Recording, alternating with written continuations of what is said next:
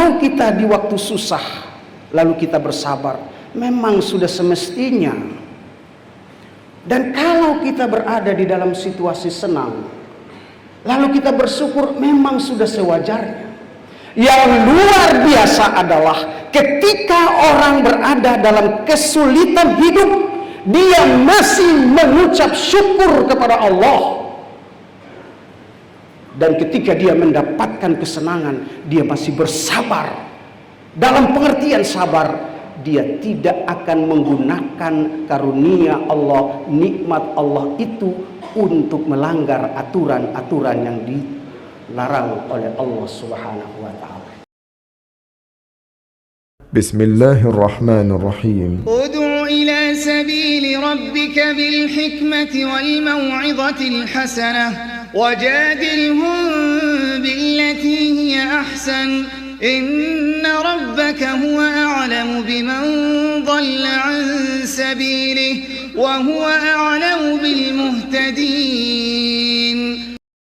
Innal hamdalillah nahmaduhu wa nasta'inuhu wa nastaghfiruh wa na'udzu billahi min shururi anfusina wa min sayyiati a'malina. May yahdihillah fala mudilla lahu wa may yudlilhu fala hadiya lahu. Asyhadu an la ilaha illallah wahdahu la syarika lah. Iyyahu na'budu wa iyyahu nasta'in. Wa asyhadu anna Muhammadan 'abduhu wa rasuluh wa habibuhu wa haliluh. Shalawatu rabbi wa salamuhu wa barakatuhu alaihi wa ala alihi wa ashabihi ajma'in. Amma ba'd, fa ya ibadallah ittaqullaha haqqa tuqatih wa la tamutunna illa wa antum muslimun. Ma'asyiral muslimin wa jumratus sholihin rahimakumullah. Lewat mimbar yang sakral dan terhormat ini, saya mengajak Bapak dan saudara-saudaraku sekalian untuk tetap setia mengucap syukur dan beribadah kepada Allah. Karena Allah yang kita ibadahi, Allah yang saya dan Bapak sembah adalah Allah yang tidak pernah lelah, tidak pernah berhenti dalam mengurusi makhluk ciptaannya.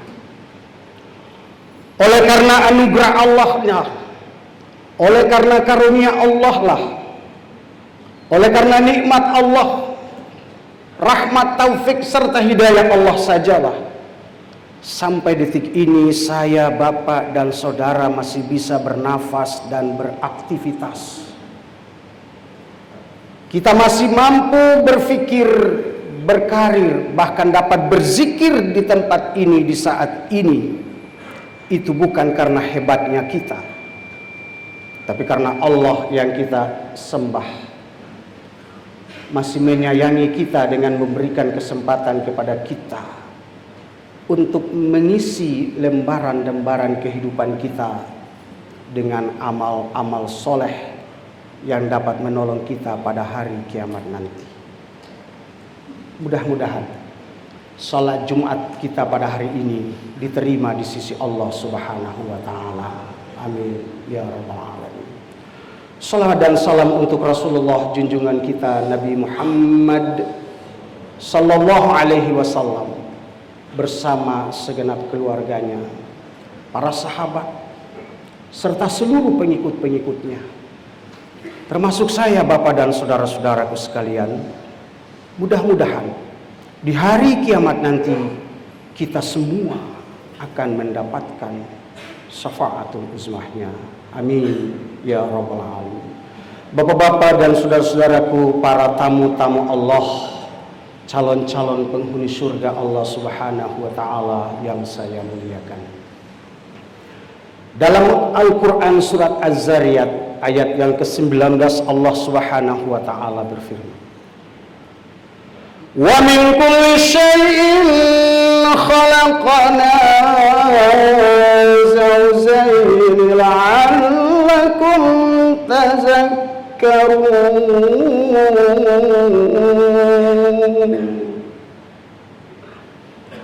Dan kami, kata Allah, telah menciptakan segala sesuatu yang ada di bumi ini.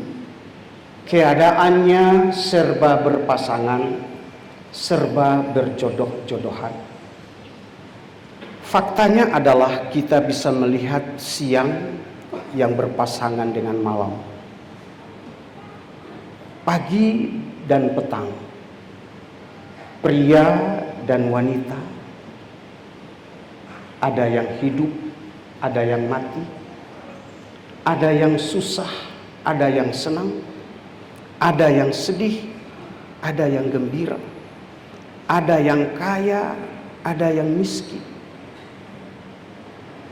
Dua situasi atau kondisi itu Allah gilirkan kepada manusia.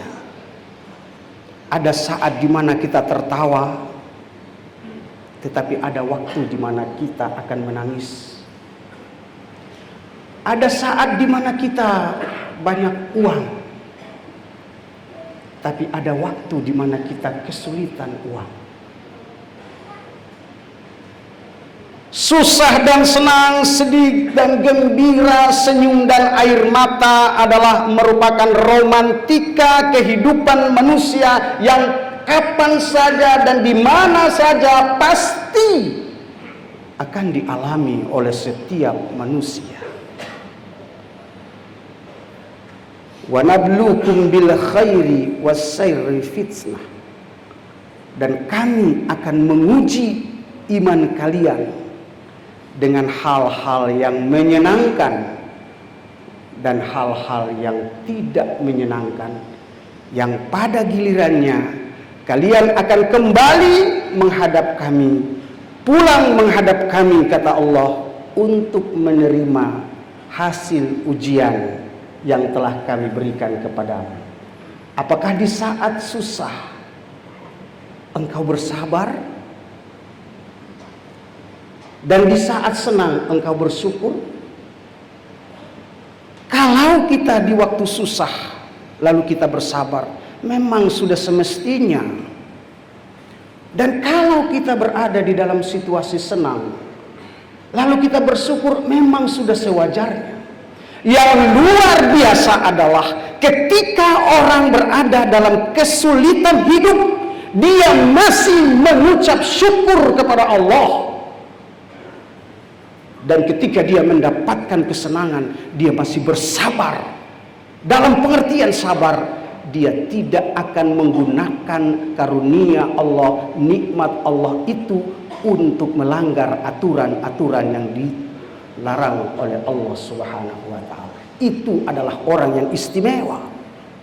Kalau orang miskin tidak bisa bermaksiat, wajar, miskin, mau ngapain? Tapi kalau dia orang kaya, banyak uang, apa saja bisa dia lakukan, tetapi dia tidak mau melakukan itu karena takut kepada Allah. Ini adalah orang yang istimewa di hadapan Allah Subhanahu wa taala. Ma'asyiral muslimin wa jumratus sholihin rahimakumullah. Untuk apa Allah memberikan ujian kepada manusia berupa kesulitan, kelapangan, senyum dan air mata? La'allakum tazakkarun, agar supaya manusia itu senantiasa ingat kepada Allah. Dia nggak lupa kepada Allah di saat dia susah, bahwa dalam ujung dari kesulitan hidup, kesusahan itu pasti akan ada jalan keluar yang Allah berikan. Dan ketika dia berada di dalam suasana lapang, dia tidak lupa diri, karena ada saat di mana seluruh kekayaan itu akan hilang dari dirinya. Oleh karena itu, bagi seorang mukmin yang beriman, ketika dia di dalam keadaan susah ataupun senang, ibadah kepada Allah tetap dia akan laksanakan. Dalam susah sholat, dalam senang tetap sholat. Dalam keadaan susah dia tetap ngaji, dalam keadaan senang pun dia tetap ngaji. Ma'asyiral muslimin wa jumratus sholihin rahimakumullah. Allah akan menguji manusia berupa kesenangan dan kesulitan. Dia diuji oleh Allah kalau dia ditimpa kesulitan hidup, jatuh sakit, banyak problem, banyak masalah, gak punya uang, baru dia merasa dirinya sedang diuji oleh Allah. Dan jarang orang yang berkata ketika dia dapat jabatan, dia dapat uang banyak, lalu dia berkata, saya sedang diuji oleh Allah. Jarang. Oleh karena itu, di kesempatan Jumat ini, khatib mengingatkan kita semua, sebagai seorang yang beriman, yang percaya akan takdir baik dan takdir buruk, dalam kondisi apapun bibirnya tidak akan lepas untuk senantiasa memuji Allah Subhanahu wa ta'ala. Ma asaba min musibatin fil ard, apapun bencana yang menimpamu di langit dan di bumi, wa fi anfusikum, dan terhadap dirimu sendiri, illa, kecuali semua itu sudah tercatat di dalam kitab Allah Subhanahu wa ta'ala qabla an nabra'aha, sebelum Allah mewujudkannya. Jadi sudah tertulis di Lauhil Mahfuz sebelum Allah mewujudkan apa yang tertulis itu. Tetapi saudaraku sekalian, di ujung ayat Allah mengatakan inna zalika alallahi yasir, sesungguhnya ketetapan itu bagi Allah mudah saja. Allah bisa mewujudkan ketentuan yang telah Allah tetapkan, dan Allah bisa membatalkan ketentuan yang telah Allah gariskan. Bergantung kepada kita manusia, apakah kita mau berdoa kepada Allah untuk mengubah ketentuan Allah itu ataukah tidak. Jikalau kita berdoa, maka hak Allah untuk menentukan mau mengubah ataukah tidak. Itulah sebabnya di dalam Al-Quranul Karim surah yang ke-13, surat Ar-Ra'd, di ayat yang ke-11 Allah Subhanahu wa ta'ala berfirman, innallaha la yughayyiru ma biqaumin hatta yughayyiru ma bi anfusihim. Innallaha, sesungguhnya Allah tidak akan mengubah atau merubah nasib sesuatu kaum, nasib sesuatu bangsa, nasib seseorang, kecuali orang itu atau bangsa itu, kaum itu mengubah dan merubah nasib mereka sendiri. Api itu hukumnya panas, tetapi api akan menjadi tidak panas tergantung manusia yang berdoa kepada Allah. Secara logika, Nabi Ibrahim ketika dilemparkan ke dalam api pasti hangus terbakar. Fakta sejarah membuktikan sehelai rambut pun tak hangus, karena Allah yang mengubah sunnatullah api yang panas menjadi dingin. Karena semua itu bagi Allah mudah saja. Begitu juga dengan nasib daripada saya, bapak dan saudara. Nasib daripada republik yang kita cintai ini, mau jadi bagus ataupun tidak, bukan ditentukan oleh Allah, tetapi ditentukan oleh kita sebagai warga republik ini. Dalam Al-Quranul Karim Surat Al-A'raf ayat yang ke-96. Allah memberikan isyarat.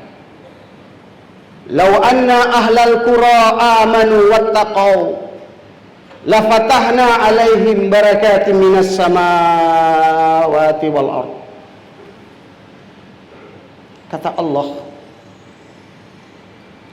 sekiranya penduduk dari satu negeri beriman dan bertakwa kepada Allah, maka Allah akan menurunkan keberkahan dari langit dan dari bumi. Walakin kazzabu, tetapi kalau mereka mendustakan ayat-ayatku, kata Allah, maka rahmat yang Allah turunkan akan menjadi laknat. Hujan yang semula menjadi rahmat bisa membawa laknat dengan banjir. Bumi yang semula tenang, tentram dan damai oleh sikap manusia bisa bergolak, berguncang sehingga terjadi gempa.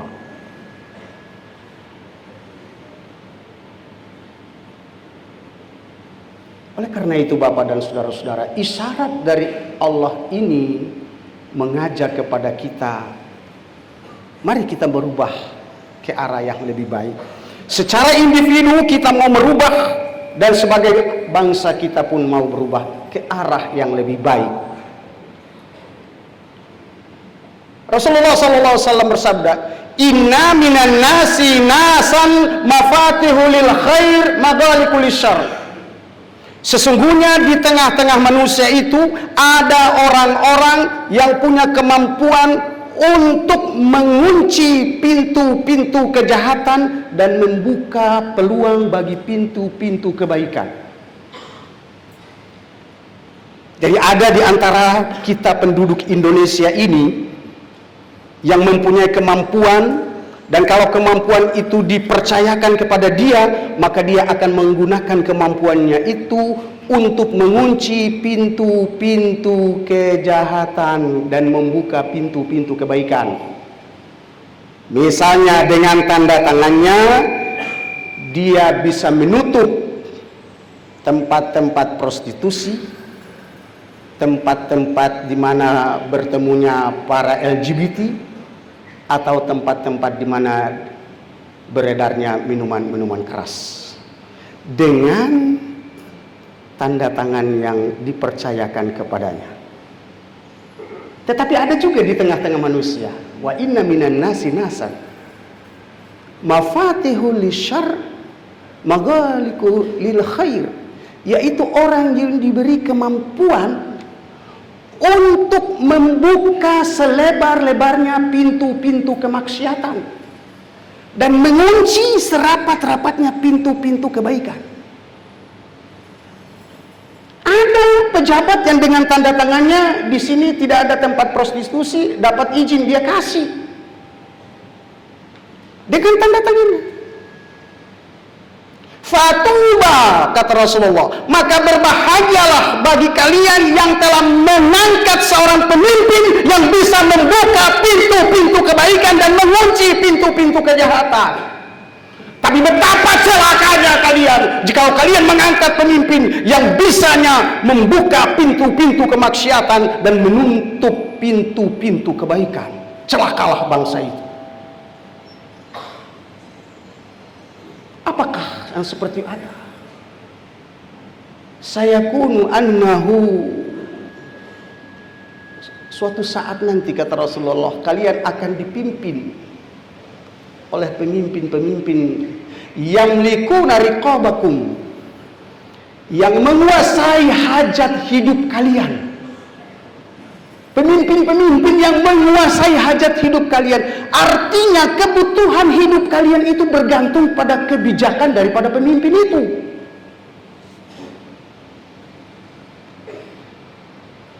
Makanya Rasulullah mengatakan dalam hadis yang lain bahwa sinfanu min ummati idza saluha saluhal ummah wa idza fasada fasadal ummah.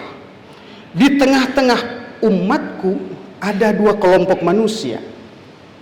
Kalau dua kelompok manusia ini baik, niatnya baik, hatinya baik, insya Allah masyarakat, bangsa dan negara itu akan menjadi baik.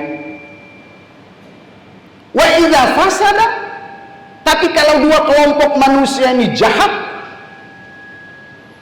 fasadal ummah, maka umat ini ikut menjadi berantakan, rusak, binasa. Siapa mereka? Pertama, al ulama, para ulama. Yang kedua, wal umara, para pemimpin, baik pemimpin formal maupun informal.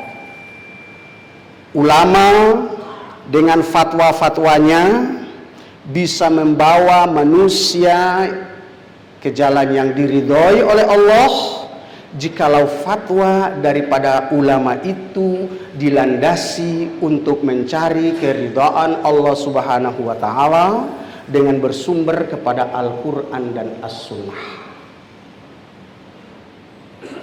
Tetapi juga ada ulama yang dengan fatwa-fatwanya bisa membuat orang menjadi kacau, menjadi umat menjadi bingung, kalau fatwanya berdasarkan pendapatnya, dan pendapatnya itu dilandasi oleh pendapatan. Demi pendapatan, terkadang pendapatnya bisa bertentangan dengan Al-Quran dan Al-Sunnah. Money, man is tested by money. Manusia itu diuji dengan uang. Berapa banyak orang yang imannya tepar gara-gara uang. Kalau logam itu diuji dengan api, manusia diuji imannya dengan uang. Sepanjang apapun jenggotnya, sebagus apapun sorbannya, tapi kalau di otaknya fatwanya berdasarkan pendapatan, maka membuat umat menjadi bingung. Yang kedua, saudara, umara, pemimpin baik formal maupun informal. Formalnya tertinggi presiden, anggota DPR, MPR, MK, dan sederajat dengan itu. Informalnya ya terendahnya Pak RT lah. Kalau mereka ini baik, masyarakat akan menjadi baik. Seorang presiden dengan tanda tangannya bisa membuat rakyat menjadi tenang atau rakyat menjadi tidak tenang. Dengan kebijakannya menaikkan BBM atau tidak, menurunkan harga ataukah tidak, itu bisa membuat rakyat bisa resah atau rakyat bisa tenang. Itulah yang dimaksudkan dengan suatu saat nanti kalian akan dipimpin oleh pemimpin-pemimpin yang menguasai hajat hidup kalian.